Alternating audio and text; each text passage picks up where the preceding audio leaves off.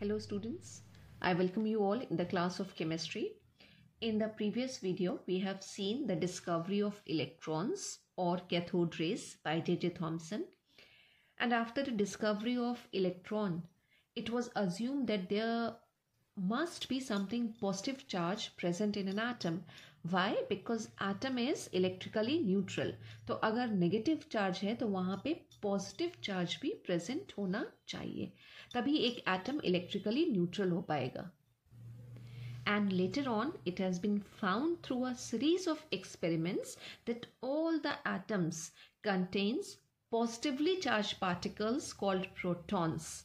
And the presence of protons in the atom was shown by a very famous scientist named E. Goldstein or Eugen Goldstein. सबसे पहले एक atom के अंदर positive charge की presence की बात यूजन Goldstein ने ही की थी, और इन्होंने एक for his experiments he use a discharge tube made up of hard glass, just like the tube which was used in the discovery of cathode rays, but a bit modified this time. And this time the cathode was perforated. This is the cathode, and this was perforated, means it was having many holes in it.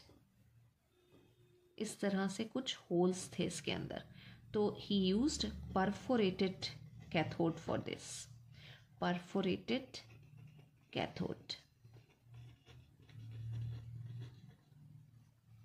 And this cathode was connected to the negative terminal of the battery. Therefore, it was negatively charged electrodes. We know cations are positively charged, and positive charge ions move towards negatively charged electrodes और metal rod. तो negative charge हम इसको कैसे देंगे? जब हम battery के negative terminal के साथ इसको ऐड करेंगे, और पॉजिटिव चार्ज टर्मिनल के साथ जो मेटल की प्लेट एडेड थी या अटैच थी वो था एनोड. तो एनोड जो है उसको बैटरी के पॉजिटिव टर्मिनल से और कैथोड को बैटरी के नेगेटिव टर्मिनल से अटैच किया. और ये बैटरी जो है एक हाई वोल्टेज बैटरी है, अप्रॉक्सीमेट 10,000 वोल्ट. एक हाई वोल्टेज बैटरी के साथ दोनों इलेक्ट्रोड्स को कनेक्ट किया. High voltage battery.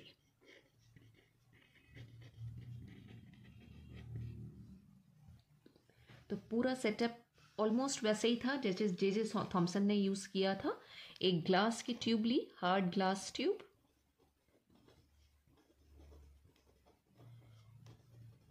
उसके दोनों एंड्स को सील कर दिया और उसमें दो मेटल की रॉड्स या प्लेट्स को कनेक्ट कर दिया. एक हो गया हमारा एनोड और दूसरा हो गया कैथोड. डिफरेंस बस इतना ही आया कि इस टाइम जो कैथोड था वो परफोरेटेड था और दोनों मेटल की प्लेट्स को हाई वोल्टेज बैटरी के साथ कनेक्ट किया. इस डिस्चार्ज ट्यूब के अंदर रिड्यूस प्रेशर के ऊपर गैस फिल करी. कोई भी गैस ले सकते हैं यहाँ पे. सपोज हमने यहाँ पे हाइड्रोजन गैस फिल करी है. Hydrogen gas H2 gas at reduced pressure, बहुत कम प्रेशर पे, लो प्रेशर पे इसके अंदर गैस फिल करी. और गैसेस में हमने जो सबसे सिंपलेस्ट गैस है वो ली है H2 गैस. तो जो हाइड्रोजन गैस है उसके जो मॉलिक्यूल्स होते हैं उसकी एटॉमिसिटी 2 होती है. फॉर्मूला क्या आएगा? H2, यानी एक मॉलिक्यूल हाइड्रोजन गैस का दो हाइड्रोजन के एटम से मिलके बना हुआ है. तो इसके अंदर ये हाइड्रोजन गैस पूरी फिल कर दी गई. और गैस के प्रेशर को कंट्रोल करने के लिए यहाँ पे ये वैक्यूम पंप, ये वैक्यूम पंप अटैच कर दिया गया ताकि हम गैस के प्रेशर को कंट्रोल कर सके. कम करना है कम करें. तो ये पूरा सेटअप रेडी किया एक्सपेरिमेंट को परफॉर्म करने के लिए. तो पूरे सेटअप को अगर हमें नाम देना हो तो हम इसको क्या बोल सकते हैं? जैसे हमने इलेक्ट्रॉन की डिस्कवरी में बात करी तो हमने उसे CRT कैथोड रे ट्यूब बोला था. इसको हम क्या बोल सकते हैं? इसको हम बोल सकते हैं मॉडिफाइड कैथोड रे ट्यूब और CRT, राइट. अब क्या हुआ, जब ये पूरा सेटअप रेडी हो गया तो एक हाई पोटेंशियल डिफरेंस जो है वो अप्लाई किया गया बिटवीन दीज टू इलेक्ट्रोड्स. और ये ऑब्जर्व किया गया कि जब हाई पोटेंशियल डिफरेंस क्रिएट होता है, इलेक्ट्रिसिटी पास होती है, तो सिर्फ कैथोड से रेज नहीं निकलती हैं, साइमल्टेनियसली एनोड से भी रेज निकल रही हैं। And these rays were moving from anode to cathode, or we can say these rays were generated from anode. तो एनोड से जनरेट हो रही थी, तो इसलिए इन रेज को बोल दिया गया anode rays. And these rays were passing from anode to cathode, and they were passed through the holes or the canals of the cathode. Therefore, these rays are also called canal rays. Right तो ये जो holes हैं इनको canals बोला गया, और ये raise जो थी इन्हीं कैनाल्स के थ्रू पास हो रही थी, इसलिए इनका नाम आ गया कैनाल रेज. तो अगर आपसे क्वेश्चन पूछा जाता है why these rays are called canal rays, तो बहुत सिंपल सा आंसर है कि these rays were originating from anode and they were passing through the canals और the holes of cathode. Therefore these rays were termed as canal rays. अब हुआ basically क्या था कि जब इलेक्ट्रिसिटी पास हुई थी तो यहाँ पे जो गैस के मॉलिक्यूल्स प्रेजेंट हैं वो गैसेस जो थी वो आयोनाइज हो गई थी. अब ये गैसेस आयोनाइज हो गई थी, इसका मतलब क्या होता है, जो हमारा हाइड्रोजन गैस का मॉलिक्यूल है ये बेसिकली हमने कहा 2 हाइड्रोजन एटम से मिलके बना हुआ है, 2 हाइड्रोजन एटम है. जब हम यहाँ पे इलेक्ट्रिसिटी को पास करेंगे तो वो इलेक्ट्रिसिटी क्या करेगी, वो एनर्जी क्या करेगी, जो हाइड्रोजन एटम की आउटरमोस्ट शेल है, हाइड्रोजन एटम में वैसे एक ही शेल होती है, वही उसकी सिंगल शेल है, आउटरमोस्ट शेल है, उसमें जो एक इलेक्ट्रॉन प्रेजेंट है वो क्या करेंगी, इलेक्ट्रिसिटी वो इलेक्ट्रॉन को रिमूव कर देगी उसकी आउटरमोस्ट शेल से. और कुछ ये सिचुएशन होगी कि एक हाइड्रोजन एटम जो था उसमें से इलेक्ट्रॉन निकल गया, और जब इलेक्ट्रॉन निकलेगा तो एक इलेक्ट्रॉन है वो एक इलेक्ट्रॉन वहाँ से रिमूव हो गया, तो वहाँ पे क्या बचेगा, वहाँ पे सिर्फ एक प्रोटॉन बचता है जो हाइड्रोजन एटम का रहता है. तो ये जो हमने कहा गैसेस आयोनाइज हो जाती हैं, तो गैसेस के आयोनाइज होने का मतलब यही है कि गैसेस क्या हुई, आयन में कन्वर्ट हो गई. ये जो हाइड्रोजन एटम है, जो हाइड्रोजन गैस उसमें फिल थी, उस पर क्या गया, चार्ज आ गया, आयन में कन्वर्ट हो गई. ये H+ जो है इसके ऊपर आयन, ये पॉजिटिव चार्ज आने से ये आयन हो गया, या फिर हम इसको कहें कि ये कैटायन में कन्वर्ट हो गई.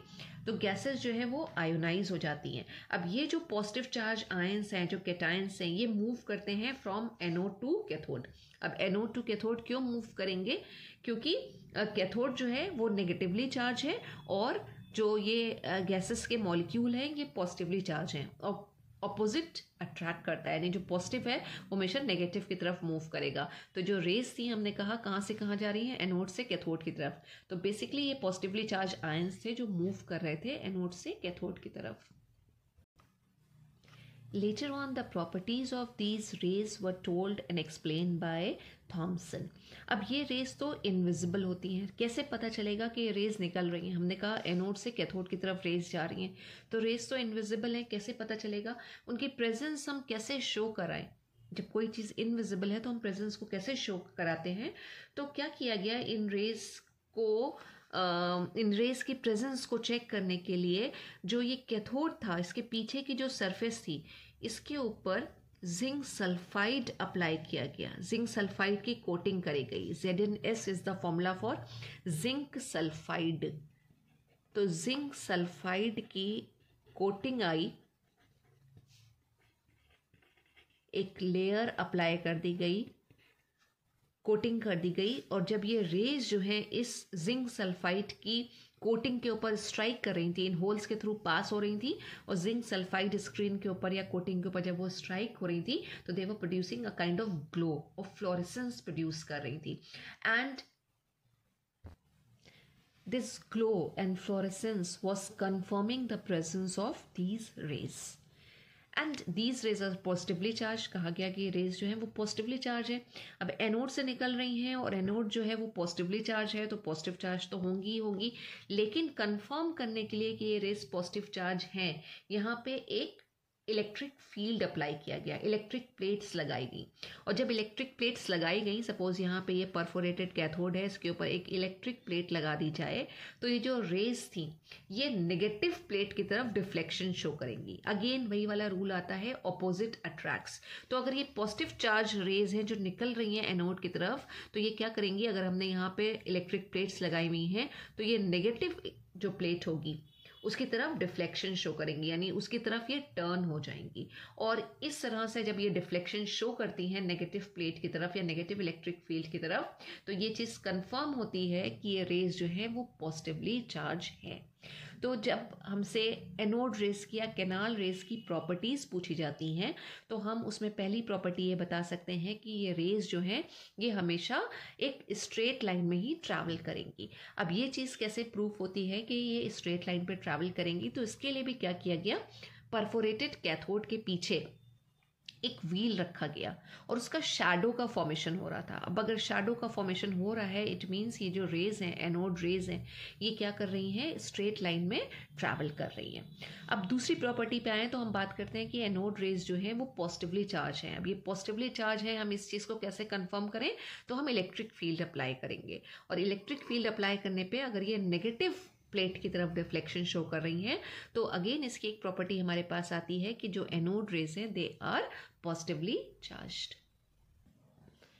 एक लास्ट प्रॉपर्टी पे हम और आते हैं और वो ये है कि जो रेज हैं, जो एनोड रेज है, ये कहा गया कि इसी में ही ये बेसिकली प्रोटॉन्स प्रेजेंट होते हैं, यानी इसके अंदर जो है वो मास पार्टिकल्स प्रेजेंट है। मास पार्टिकल्स का मतलब क्या हुआ कि एक ऐसे पार्टिकल्स जिसमें कुछ ना कुछ मास होगा, उसके साथ कुछ ना कुछ मास एसोसिएटेड होगा। ग्राम में, किलोग्राम में, हम जिस यूनिट में उसे रिप्रेजेंट करें तो मास पार्टिकल्स होते हैं। अब इसके रेस के अंदर मास पार्टिकल्स हैं, ये किस चीज़ से प्रूव किया गया, तो इसके लिए उन्होंने एक पैडेड व्हील को कैथोड के पीछे रखा और जब इस व्हील को कैथोड के पीछे रखा तो जब ये रेज निकल के उस व्हील के ब्लेड्स को स्ट्राइक कर रही थी, तो वो जो ब्लेड्स थे व्हील के, या जो व्हील था वो रोटेट करने लगा और जो वो व्हील रोटेट किया तो उससे ये चीज़ निकल के आई कि जो रेज हैं इनमें कुछ ना कुछ काइनेटिक एनर्जी है और काइनेटिक एनर्जी है तो इसका मतलब ये कि ये जो रेज हैं, कैनाल रेज हैं, they consist of material particles और मास पार्टिकल्स। तो ये सारी प्रॉपर्टीज़ हैं एनोड रेज की या कैनाल रेज की, जिसको यहाँ पे समराइज किया है कि number 1, these rays travel in straight path, they cast shadow of something which is kept behind the cathode. Second property is they were showing deflection towards negative electric plate, and this shows that these rays are positively charged. Third properties is that these rays can produce ionization in gases. हमने बात करी कि क्या हो रहा है कि जब हम इलेक्ट्रिसिटी को पास कर रहे हैं तो इलेक्ट्रॉन वहाँ से रिमूव हो रहे हैं आउटर मोस्ट शेल से, और जो गैसेस हैं वो आयोनाइज हो रही हैं। तो ये गैसेस जो हैं वो जो रेज हैं ये गैसेस को आयोनाइज करती हैं। Important property कि these rays contains mass particles or material particles,